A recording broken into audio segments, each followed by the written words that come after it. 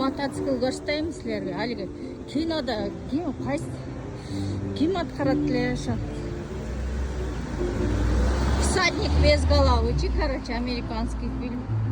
Башы жок, башынан от чыгып турат го, ушундай айдайт го көрсөң. Аты эмне экен? Ифон хорс дейт. Кантип айдайт анан жалпайып алыппы. Мына кытты ошол всадник без головы дагы. Ушундай отель. Жанында яхталары менен.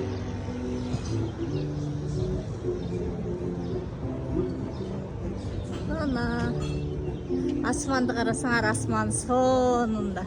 Негедир ушу асман өтө тынык болот булардачы. Мына кызыл дорканы бүтүп жыргаган ойногон боюнча кетип атат.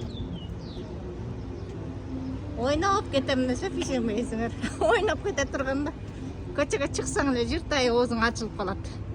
Абынын ар бир нерсесин көрүп кызыгып атып эле.